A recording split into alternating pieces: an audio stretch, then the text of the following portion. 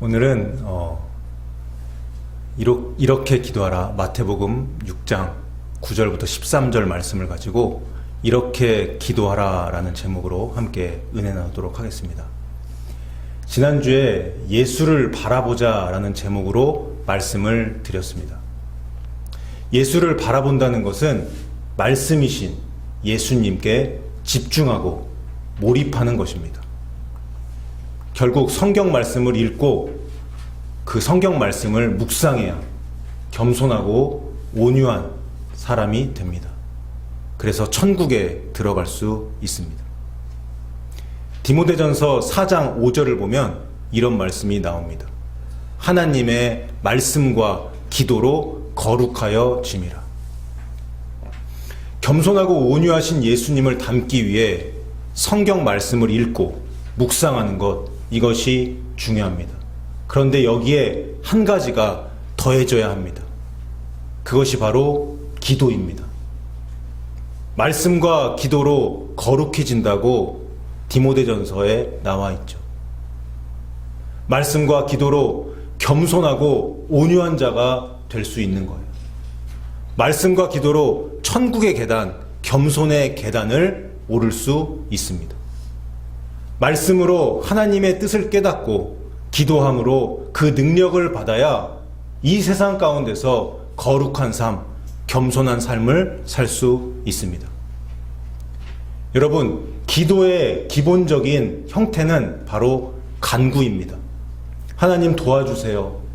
하나님 아버지 몸이 아파요. 이 아픈 몸을 치료해 주세요. 하나님 이번 시험 잘 볼 수 있도록 도와주세요. 하나님 아버지 제 친구가 예수님 믿고 구원받을 수 있도록 도와주세요. 이러한 간구, 이러한 요청이 기도의 전형적인 모습이에요. 간구가 기도의 전형적인 형식이라면 이제 중요한 것은 그 간구의 내용입니다. 우리가 기도할 때 무엇을 구해야 하는가라는 질문입니다. 오늘 본문 바로 앞에 7절과 8절을 보면 예수님께서 이런 말씀을 하셨습니다. 또 기도할 때 이방인과 같이 중언부언하지 말라. 그들은 말을 많이 하여야 들으실 줄 생각하느니라. 그러므로 그들을 본받지 말라. 구하기 전에 너희에게 있어야 할 것을 하나님 너희 아버지께서 아시느니라. 이 말씀을 하셨습니다. 예수님 당시 하나님이 아닌 다른 신을 섬기는 사람들이 있었어요. 여기서는 이방인이라고 나와 있는데요. 그들도 그들의 신에게 기도를 했습니다. 이방인들은 기도할 때 아주 길게 기도했습니다. 또한 그들은 이렇게 기도했습니다. 신이시여 돈 많이 벌게 해주세요. 권력을 얻을 수 있게 도와주세요. 맛있는 거 먹을 수 있도록, 또 좋은 옷 입을 수 있도록 도와주세요. 이러한 기도를 했습니다. 예수님께서는 길게 기도한 이런 기도의 형식, 그리고 자신의 욕망을 채우기 위한 이 기도의 내용, 이것이 잘못됐다는 것을 말씀하시면서 이 기도를 비판하셨습니다. 그리고 올바른 기도, 주기도문을 우리에게 알려주셨습니다. 사랑하는 성도 여러분, 주기도문은 기도는 양이 아니라 질이라는 것을 단적으로 보여줍니다. 이 짧은 기도문 안에 하나님께 기도해야 할 모든 요체들이 다 들어있어요. 여러분들에게 너무나도 익숙한 이 주기도문, 이 기도는 성경에 나와 있는 수많은 기도들과 비교할 수 없습니다. 예수님이 가르쳐 주신 이 주기도문은 모든 기도의 모본이자 기도의 알파요, 기도의 오메가입니다. 또한 주기도문이야말로 하나님께서 가장 기뻐하시는 기도, 하나님께서 그토록 원하시는 기도입니다. 사랑하는 여러분, 오늘 이 말씀을 통해서 예수님이 직접 가르쳐 주신 주기도문의 참 의미를 깨닫고 평생 이 기도를 하나님께 올려드리는, 그래서 예수님을 닮아 겸손하고 온유해져서 천국에 당당히 입성하는 저와 여러분 되시기를 주님의 이름으로 축복합니다. 우리 본문 9절을 보겠습니다. 본문 9절에 그러므로 너희는 이렇게 기도하라. 하늘에 계신 우리 아버지여 이름이 거룩히 여김을 받으시오며 이렇게 나오는데요.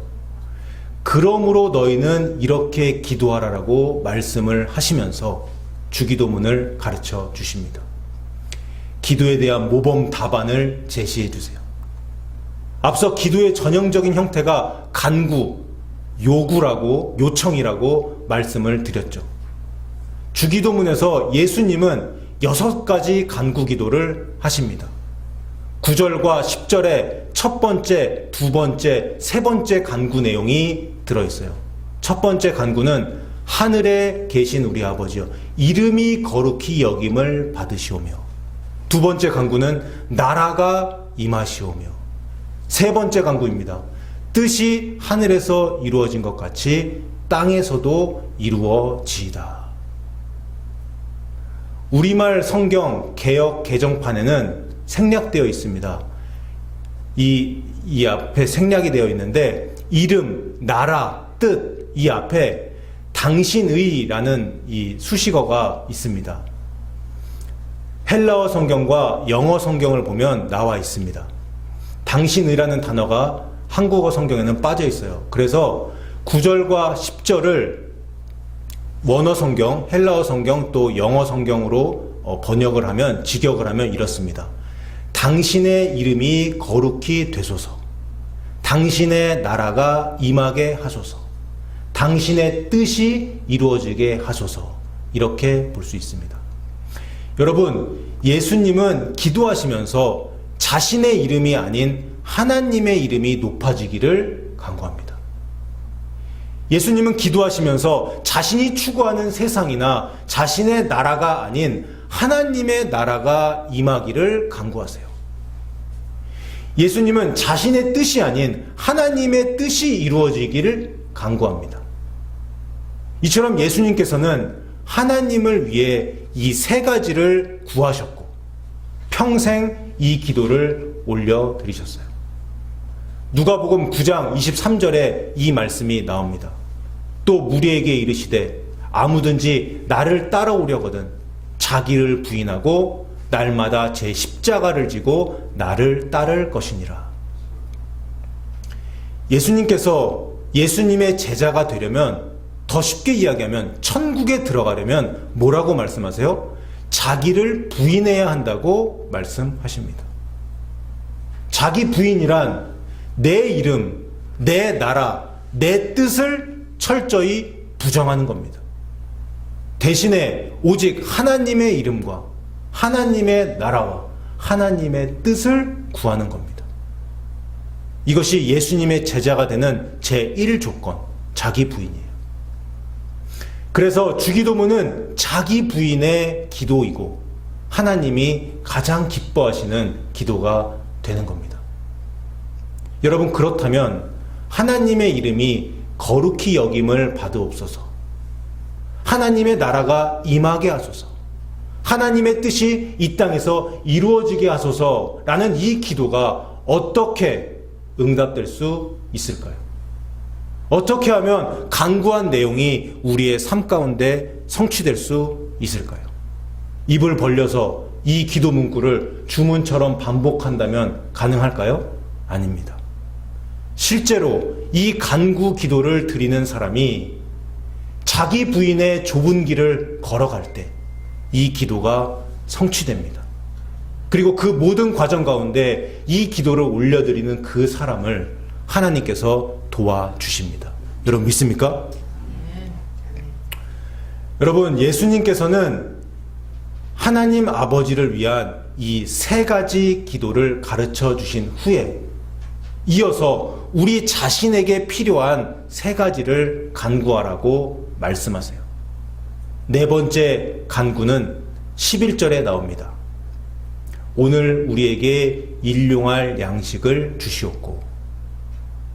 예수님은 매일 하나님의 일을 하는데 필요한 최소한의 양식만을 구하셨습니다. 좋은 것, 맛있는 것, 먹을 수 있게 해달라, 또 좋은 옷을 입게 해달라고 간구하지 않으셨어요. 그날 필요한 양식, 그날 필요한 빵을 허락해달라고 기도하셨습니다. 이것이 육신을 위해 간구하신 전부셨어요. 일용할 양식을 주시옵고 라는 이 기도는 마태복음 6장 마지막에 나오는 유명한 성경 말씀과 일맥상통합니다. 마태복음 6장 31절부터 33절 말씀을 읽어보겠습니다. 그러므로 염려하여 이르기를 무엇을 먹을까, 무엇을 마실까, 무엇을 입을까 하지 말라. 이는 다 이방인들이 구하는 것이라. 너희 하늘 아버지께서 이 모든 것을 너희에게 있어야 할 줄 아시느니라. 그런즉 너희는 먼저 그의 나라와 그의 의를 구하라. 그리하면 이 모든 것을 너희에게 더하시리라. 아멘. 여러분, 여기 나오는 약속, 여기 나오는 약속대로 모든 것을 아시는 하나님께서 우리의 필요를 채워 주실 겁니다. 하나님께서 우리의 생계를 책임져 주실 겁니다. 우리는 예수님이 가르쳐 주신 대로 일용할 양식만 구하면 됩니다. 여러분, 그런데요, 이 네 번째 간구, 이 기도가 우리 육신의 양식만을 위한 기도일까요? 신명기 8장 3절에 보면 사람이 떡으로만 사는 것이 아니요 여호와의 입에서 나오는 모든 말씀으로 사는 것이다 라는 구절이 나옵니다. 공생의 시작 전에 예수님께서 마귀에게 시험을 당하실 때 인용하신 말씀이기도 합니다. 이 말씀에 비춰보면 예수님이 간구하신 이 일용할 양식에는 영의 양식이 포함되어 있다고 볼 수 있습니다. 매일매일 우리가 밥을 먹는 것처럼 하늘 양식, 하나님의 말씀, 성경 말씀을 먹어야 합니다. 지난주에 말씀드렸죠? 예수님을 바라보는 것, 예수님을 바라보는 것은 성경 말씀을 읽는 것이라고 말씀드렸습니다. 그래야 우리 영이 굶어 죽지 않습니다. 이 기도를 올려드리며 또 매일매일 하나님의 말씀을 먹고 영이 살찌는 저 여러분 다 되시기를 주님의 이름으로 축복합니다. 이어서 예수님은 다섯 번째 간구를 우리에게 가르쳐 주십니다. 12절에 우리가 우리에게 죄 지은 자를 사하여 준 것 같이 우리 죄를 사하여 주시옵고. 원어적인 의미로 볼 때 여기 나와 있는 죄를 사하여 준다는 것은 빚을 탕감받는다라는 의미입니다. 우리 힘으로 어떻게 할 수 없는 죄의 문제가 있습니다. 여러분도 아실 겁니다. 우리 안에 있는 그 죄성, 죄악, 그 악한 생각, 우리의 힘으로 죄의 문제를 해결할 수 없어요. 빚의 문제로 본다면 우리는 엄청난 양의 채무, 빚을 지고 있는 겁니다. 그런데 이 빚을 갚을 능력이 우리에게는 없습니다. 평생 일을 해도 갚을 수가 없어요. 해결할 수 있는 유일한 방법은 빚의 채권자가 채무자인 우리의 빚을 탕감해 주는 것 뿐입니다. 우리의 죄의 문제, 우리의 빚의 문제, 이것을 해결해 주시기 위해서 하나님께서는 그분의 아들 예수 그리스도를 이 땅에 보내셨어요. 예수님께서 모든 죄를 짊어지시고 십자가에 못 박혀 죽으심으로 죄의 문제가 해결되었습니다.